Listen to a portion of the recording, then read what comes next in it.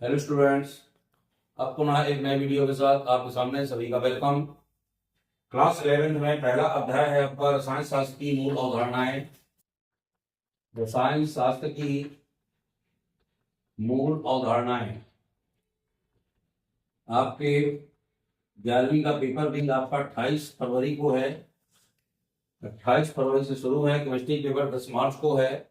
तो आप ये ध्यान रखिएगा कि इनको आपको पढ़ते जाइए, वीडियो हमारा देखते जाइएगा। इसमें महत्वपूर्ण है, एक सवाल आया करता है, उस सवाल छात्रों को दिक्कत होती है लगाने में। मान लीजिए सवाल कहता है एक कार्बनिक यौगिक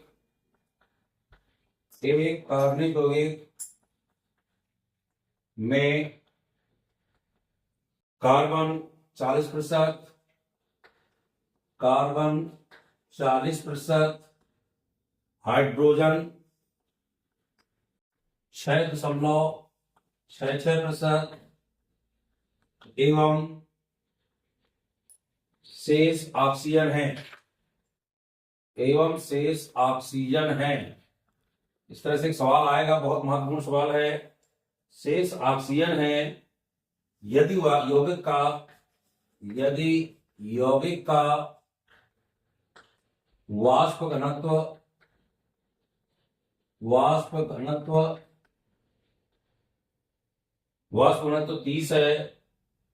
30 है तो इसका अणुसूत्र निकालिए। क्या पूछेगा? अणुसूत्र निकालिए। अणुसूत्र निकालने में सबसे पहले पता होना चाहिए कि हमें मूलानुपाती सूत्र निकालना पड़ेगा। जब हमारा मूलानुपाती सूत्र निकल आएगा तभी हम अणुसूत्र निकाल सकते हैं। कभी कभी सिर्फ मूलानुपाती सूत्र पूछता है तो फिर आपको मूलानुपाती सूत्र निकाल देना, फिर अणुसूत्र आगे तक नहीं बढ़ना है। ऐसा सवाल आएगा तो आप सवाल को क्या लिखेंगे? हल। सबसे पहले कोई भी सवाल हल करते हैं तो उसमें हल लिखते हैं, उत्तर नहीं लिखते हैं। और इसका नियमानुसार है, सबसे पहले लिखेंगे दिया है। क्या लिखा है? अब आपका सबसे पहले कार्बन दिया है तो यहां लिखेंगे प्रतिशत कार्बन बराबर 40। ऐसा लिख सकते हैं, या ऐसा लिखना है कार्बन बराबर, तो फिर हमें प्रतिशत इस तरफ लगाना पड़ेगा। यदि हमने शुरू में प्रतिशत लगाया है तो उस तरफ लगाने की जरूरत नहीं है। इसी तरह हमने लिखा प्रतिशत हाइड्रोजन बराबर 6.66। अब प्रतिशत यहां लग गया तो हमें नहीं लगाना, ऐसा लिखना तो लिखोगे हाइड्रोजन इक्वल टू 66%। ऐसा लिखो या ऐसा, दो प्रकार में किसी प्रकार में। अब क्या कहता है? शेष प्रतिशत ऑक्सीजन, तो पता नहीं हमको, कहता शेष है ऑक्सीजन। आपको मालूम है प्रतिशत 100 का होता है, इसलिए आपको ऑक्सीजन निकालने के लिए यहां लिखेंगे प्रतिशत कार्बन बराबर प्रतिशत हाइड्रोजन। जब इनको जोड़ देंगे और 100 से यहां घटा देंगे, किससे घटाएंगे? 100 से। 100 माइनस, तो 100 माइनस से घटाएंगे, यहां लिखेंगे 100 माइनस, यहां इसको कितना प्रतिशत है? 40 है, और यहां है 6.66। अब इसको जोड़ेंगे तो 100 माइनस आ जाएगा यहाँ पे 46.66%। कितना आ जाएगा? 46.66। अब हमको प्रतिशत ऑक्सीजन बराबर 100 इसको घटा लीजिए। घटाने का तरीका आपको मालूम ही है। यहाँ 100 लिखा, 0.00 यहाँ लगा लेंगे, और यहाँ कितना है? 46.66। अब इसको घटा लेंगे तो घटाने पे आएगा आपका 53.34। कितना आएगा? 53.34। ये हमारा क्या हो गया? 10 में 6 यहाँ 4 आ जाएगा, 9 में 6 3 आ जाएगा, 9 में 6 3 आ जाएगा, और फिर यहाँ 9 में से 4 आ जाएगी तो 5। ये 53.34 है, हमने यहाँ लिख दिया। तो ये हमारा ज्ञात हो गया। अब दिया है, चल रहा है अभी। और क्या क्या करना है? अणुसूत्र बराबर, ज्ञात करने का चिन्ह तो ज्ञात करने का चिन्ह लगा देंगे। इसमें मूलानुपाती सूत्र भी निकालते हैं, तो मूलानुपाती सूत्र भी ज्ञात करने को लिखना हो लिखना, और ना लिखना हो तो लिखने की जरूरत नहीं है। मूलानुपाती सूत्र भी हमें क्या करना है? ज्ञात करना है। ये तो हमारा दिया है, हो गया। इतना करोगे तो आपको 1 नंबर कंप्लीट मिलेगा। दिया है लिखना अति आवश्यक होता है किसी भी सवाल में। तो आपने सवाल नोट कर लिया होगा, या ना भी किया हो तो आप इसको देख लीजिएगा। तो ये कार्बनिक यौगिक में कार्बन 40%, हाइड्रोजन 66%, और शेष ऑक्सीजन है, तो यौगिक का वाष्प घनत्व कितना है, तो अणुसूत्र निकालना है। कुछ नहीं, हमने दिया है, प्रतिशत कार्बन दिया है तो वही लिख दिया है, हाइड्रोजन दिया है तो वही लिख दिया। शेष ऑक्सीजन निकालने के लिए हम प्रतिशत क्योंकि 100 का होता है तो 100 में घटाएंगे, दोनों के जोड़ लेंगे, तो दोनों को हमने जोड़ लिया और 100 से इसको घटा दिया तो हमारा प्रतिशत ऑक्सीजन निकला है। इतना सबको क्लियर हो गया होगा। इसको बार बार आपको देखना है। अब इसको सवाल को हल करना प्रारंभ करते हैं। सवाल यहाँ से बता रहे हैं आपका, पाठ का नाम भी बता रहे हैं। आप ये प्रतिशत निकाल लिया, हमें सबकी संख्या पता हो गई और हमें अनुसूत्र निकालना है। तो इसके लिए एक सारणी बनाई जाती है। सारणी में सबसे पहले लिखेंगे क्रमांक, तत्व का नाम, फिर यहाँ लिखो तत्व के नाम के बाद उसका संकेत क्या है, प्रतीक। फिर लिखेंगे प्रतिशत मात्रा कितनी दी गई, तो लिखेंगे प्रतिशत मात्रा। और फिर लिखते हैं परमाणु द्रव्यमान, यानी परमाणु द्रव्यमान लिखेंगे। क्या लिखेंगे, परमाणु द्रव्यमान। फिर लिखते हैं परमाणुओं की अपेक्षित संख्या। क्या लिखते हैं, परमाणुओं की अपेक्षित संख्या। मैं इसको अच्छे से समझा दे रहा हूं। आप इस तरह का कोई सवाल आएगा तो आपसे गलत नहीं होगा। और अंत में लिखेंगे परमाणुओं का सरलतम अनुपात। क्या लिखोगे, सरलतम अनुपात। ध्यान रखिएगा। अब ये सारणी बनाई हमने, सारणी को डिब्बा बंद कर दिया, ये पूरी सारणी तैयार हो गई। ये सबके हमने कर लिया, प्रतिशत मात्रा हो गई, प्रतीक हो गया, तत्व का नाम हो गया। इतना सबको क्लियर हो गया। नंबर 1 तत्व का नाम क्या था, पहला कार्बन था।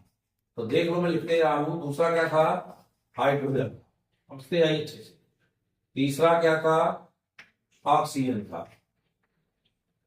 ये तो क्लियर हो गया सभी को, इसमें तो कोई दिक्कत ही नहीं है। कार्बन का सिंबल आपको पता है, सी इसका, हाइड्रोजन का इसका O होता है। प्रतिशत मात्रा ध्यान रखिए कितनी थी, हमें लगता है कार्बन की 40 दी थी, हाइड्रोजन की 6.66 दी थी ना, प्रतिशत में है ये। और ऑक्सीजन की निकली कभी 53.34। क्लियर हो गया। सबके द्रव्यमान लिख दिए। कार्बन का होता है 12, यह पता है आपको। हाइड्रोजन का 1 होता है, ऑक्सीजन का कितना होता है, 16। ये सभी को क्लियर हो गया। चलिए आगे बढ़े। अब हम बता दें परमाणुओं की अपेक्षित संख्या निकालने का नियम होता है कि जो यहाँ द्रव्यमान है, प्रतिशत मात्रा में द्रव्यमान का भाग देंगे। यानी सूत्र क्या होता है, प्रतिशत मात्रा बटे, मैं बता दूं आपको, प्रतिशत मात्रा बटे होता है परमाणु का द्रव्यमान। ध्यान रखेंगे। क्लियर हो गया। प्रतिशत मात्रा कितनी दी है, 40, और इसमें 12 का भाग देंगे। इसमें दोगे ना, इसमें कितना दोगे, 6.66 भाग क्या दोगे, 1। इसमें कितना देंगे, 53.34/16। अब सबका भाग देंगे, तो इसमें भाग दे अपन 12 × 36, यहां बची 4, फिर दशमलव लगेगा, 12 × 36, फिर 4 बचेंगी, 12 × 36, यानी ये 3 आता जाएगा। तो 3 लिख दो, चाहे उसमें 3.34 लिख दो तो भी चल जाएगा। इसका भाग देंगे तो यही आएगा, इसमें तो कोई दिक्कत ही नहीं है। 6.1 से भाग देंगे तो 6.66 ही आएगा। अगला है, इसको भाग दें 16 × 48, जगह हो जाएगा, 16 को छोड़ जाएगा, हो जाएगा ना, 16 × 48, कितनी बची, 5, 53 हो गया। फिर दशमलव, 16 × 48, और फिर वही आएगा 16 × 48, इसका भी 3.33 आया, आ गया। अब देखिए नियम क्या होता है, सरलतम अनुपात निकालने के लिए इन तीनों में से, या 2 दिए हैं तो 2 में से, 4 दिए तो 4 में से जो सबसे छोटी संख्या आएगी, अच्छे समझिएगा, जो सबसे छोटी संख्या आएगी उसका सभी में भाग देंगे। जो सबसे छोटी संख्या आएगी उसका सभी में भाग देंगे। तो देख लें, इनमें सबसे छोटी संख्या दोनों में चूंकि एक सी आई तो कोई दिक्कत नहीं है, ये सबसे छोटी है। यह लिखे 3.33, 6.66, फिर ये छोटी है ना 3.33, यही है। तो फिर सबसे छोटी संख्या का सब में भाग देंगे। ये देखिए आपको आसान लगा होगा, इनमें भाग देके देंगे तो यह तो एक ही आएगा। इसमें 303 में भाग देंगे तो 66 में 2 आएगा, इसमें फिर से 1 आएगा। यानी हमारा सरलतम अनुपात क्या निकला, 1, 2 और 1। इसमें कहीं दिक्कत किसी को तो क्या लिखेंगे, अतः यौगिक का, कौन सी यौगिक का, कार्बनिक यौगिक का मूलानुपाती सूत्र। ध्यान रखिए मूलानुपाती सूत्र कैसे निकालते हैं, तो मूलानुपाती सूत्र। अब ध्यान रखें, कार्बन दिया है, H दिया है, O दिया है, सी लिख दो, एच लिख दो और ओ लिख दो। लिख दिया। सी की परमाणु संख्या सरलतम अनुपात 1 निकला, 1 लिखा नहीं जाएगा। एच का 2 निकला है तो यहाँ 2 लगा दो, और ओ का भी 1 निकला है तो हमने 1 लिखा नहीं जाएगा। ये देखिए इस तरह से 3 डिब्बे बन गए आपके। और आपका मूलक सूत्र क्या निकल आया? CH2O। इसमें कोई दिक्कत किसी को? अब इसका CH2O का क्या निकालेंगे? मूलानुपाती सूत्र द्रव्यमान। क्या निकालेंगे? मूलानुपाती सूत्र द्रव्यमान। तो द्रव्यमान निकालने का नियम होता है, इनके सबके परमाणु भारों को जोड़कर लिखते हैं। इसमें कितना होगा? कार्बन कितना होता है? 12। हाइड्रोजन का होता है 1, लेकिन 2 है तो इसमें गुणे 2 का होगा, और ऑक्सीजन का होगा 16। जोड़ ले 12 2 14, 14 16 30। यानी मूलानुपाती सूत्र द्रव्यमान हमारा कितना निकल आया? 30 निकल आया। इस सरणी में किसी दिक्कत हो बता दे हमें, मैं फिर बताऊंगा अभी आपको। कार्बन का एक परमाणु प्रतिशत मात्रा होती है तो दिया है इतना सब आपको। अब इसका परमाणु भार आपको पता होना चाहिए। कार्बन का 12, हाइड्रोजन का 1, ऑक्सीजन का 16 होता है। जिसका भी आयन नाइट्रोजन आता है तो 14 होता है ना। जो भी क्लोरीन है तो 35.5 होता है। तो उसी के भाग देंगे। प्रतिशत मात्रा में द्रव्यमान का सब में भाग देते हैं, तो प्रतिशत मात्रा ये है, द्रव्यमान में भाग दिया तो भाग देकर आप निकाल लोगे। जब भाग देकर निकाल लेंगे तो सरलता अनुपात का नियम होता है, तीनों या चारों में से या 2 में से जो सबसे छोटी संख्या होगी उसका हम सभी में भाग देंगे। तो हमने सबका भाग दिया, हमारा सरलता अनुपात निकल आया। अनुपात मान लो दशमलव निकलता, और बता दूं मैं आपको, यहां मान लो दशमलव निकलता, 2.3 निकलता। तो यदि ये 5 दशमलव के बाद वाली संख्या 5 या 5 से छोटी है, 5 से छोटी हो तो दशमलव का चिन्ह हटा के आगे की संख्या हटा देते हैं, ये पूर्णांक ले लेते हैं। क्या लेते हैं? पूर्णांक।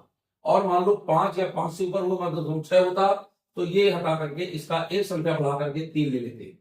यानी 5 या 5 से ऊपर दशमलव लगा है तो एक संख्या बढ़ा के लिखते हैं, और यदि 5 से कम है तो फिर वही संख्या लेते हैं जो शुरू में है, आगे वाली संख्या को हटा देते हैं। ये समझने क्लियर हो गई होगी सबको। इसको देखें और वीडियो रोक रोक के आप इसको लिखें, और ये ध्यान रखिएगा इस सवाल परीक्षा में जरूर आता है, ये इंपॉर्टेंट है। इस तरह का एक सवाल परीक्षा में 11वीं क्लास में जरूर पूछा जाता है। अब निकालना है, हमें मालूम है, यहां लिखेंगे हम जानते हैं। हम जानते हैं, क्या जानते हैं? अणु द्रव्यमान बराबर होता है, इसका सूत्र याद कर लेना, वाष्प घनत्व गुणे 2। अणु द्रव्यमान निकालने के लिए किसका अणु द्रव्यमान? तो वाष्प घनत्व गुणे 2 होता है हमारा। और मान रखने पर यहां लिख देंगे, मान रखने पर वाष्प घनत्व का मान दे रखा है उसने, कितना था? 30। तो 30 इंटू 2 मल्टीप्लाई होगा तो कितना हो जाएगा? अणु द्रव्यमान हमारा 60 आ गया। कितना आ गया? 60 आ गया। अब हम लिखेंगे पुनः हम जानते हैं। पुनः हम जानते हैं, क्या जानते हैं आप? n का मान निकालना पड़ेगा। किसका मान? n का। n का मान निकालेंगे, n का सूत्र होता है अणु द्रव्यमान बटे सूत्र होता है मूलानुपाती सूत्र द्रव्यमान। क्या होता है? मूलानुपाती सूत्र द्रव्यमान। आप देखिए, अब यहां फिर से लिखेंगे, पुनः लिख देना, पुनः मान रखने पर। मान रख लीजिए, अणु द्रव्यमान कितना है? 60 निकला ना। ये देखिए यहां 60 लिखेंगे, n बराबर मूलानुपाती सूत्र मान कितना निकला? हमारा 30 निकला था, तो 30 भाग देंगे यानी 2 आएगा। n का मान कितना आ गया हमारा? अर्थात n बराबर 2 आ गया। कितना आ गया? 2 आ गया। क्लियर हो गया। अब हमें क्या निकालना है? अणु सूत्र। तो यहां लिखेंगे अणु सूत्र बराबर, अणु सूत्र बराबर, इसको मिटाता हूं नीचे। अब यहां लिखते हैं फिर से, पुनः हम जानते हैं। क्या लिखोगे? पुनः हम जानते हैं। क्या जानते हैं? अणु सूत्र बराबर सूत्र होता है मूलानुपाती सूत्र का होल n। n होता है ना, तो यहां पे लिखेंगे n का मान रखने पर। क्या लिखोगे? n का मान रखने पर। n का मान आपका कितना आया है? 2। n बराबर 2 आया ना, और मूलानुपाती सूत्र कितना निकला था? CH2O निकला था। अब इसका होल n का मान लिखेंगे, तो यहां क्या हो जाएगा? होल n का मान कितना है? 2 है। यहां लिखोगे अणु सूत्र बराबर, लीजिए सभी को, अब 2 का समय गुणा कर दो तो सी में 2 हो जाएगा, एच में कितने हो जाएंगे, 2 दूनी 4, ओ में 2 का गुणा तो 2। अतः अणुसूत्र बराबर कितना निकला हमारा, C2H4O2। ये क्या निकला हमारा अणुसूत्र निकला, n का मान निकला। मैं फिर बता दूं आपको, सबसे पहले जब हमारी सरणी के बाद पूरा निकल आए वाष्प घनत्व दिया था तो 2 का गुणा करेंगे अणुद्रव्यमान। पहले तो हमें मूलानुपाती सूत्र निकाल लिया हमने। यदि आगे अणुसूत्र पूछता है तो हमें मूलानुपाती सूत्र मान निकाल लीजिए, सिर्फ परमाणु बाहर लिखते जाइए और प्लस करके लिखते जाइएगा। अब हम जानते हैं अणुद्रव्यमान का सूत्र क्या होता है, वाष्प घनत्व गुणे 2 होता है। वाष्प घनत्व चूंकि हमको सवाल में दिया था इसलिए 30 गुणे हमने 2 किया तो आ गया 60 हमारा। अब हम फिर से जानते हैं हमें क्या निकालना पड़ता है, n की संख्या, क्योंकि अणुसूत्र के लिए हमें n की संख्या चाहिए। तो n का सूत्र का होता है अणुद्रव्यमान बटे मूलानुपाती सूत्रमान। तो पुनः मान रखेंगे, अणुद्रव्यमान कितना लिखा 60 और मूलानुपाती कितना निकाला था अपन ने, 30 निकाला था ना। इसका मूलानुपाती 12, 1 गुणे 2 और 16 जोड़ के 30 आ गया। तो मान रख दिया, n का मान 2 आ गया। अब हम फिर से जानते हैं चूंकि निकालना क्या आपको अणुसूत्र, तो अणुसूत्र बराबर होता है मूलानुपाती सूत्र का होल n। अब जब n होल होता है तो n का मान रखेंगे, n का मान हमारे सामने आया है 2 है, तो हमने अणुसूत्र का n का मान लिखा और दोनों में पूरे में गुणा किया और हमारा अणुसूत्र निकल आया। इस तरह से सवाल जो ये महत्वपूर्ण है, मैं एक आध सवाल और आपको इस तरह के बताऊंगा। इन सवालों को आपको लगाना है और ये परीक्षा में 100% पूछे जाते हैं, तो इसलिए आप इस तरह सवाल लगाइए। मूलानुपाती सूत्र पूछे तो मूलानुपाती सूत्र निकालिएगा, और यदि अणुसूत्र निकालने को कहता है तो पहले आपको मूलानुपाती सूत्र निकालना पड़ेगा और फिर आप उसका अणुसूत्र निकालेंगे, तभी आपका आंसर आएगा। इस तरह से इस वीडियो को देखिए, लाइक शेयर कीजिए और सब्सक्राइब करते हुए इसको कमेंट करें। यदि आपको कोई समस्या हो तो कमेंट करके मुझसे जरूर पूछें और इस तरह की वीडियो देखते रहें। बहुत बहुत धन्यवाद।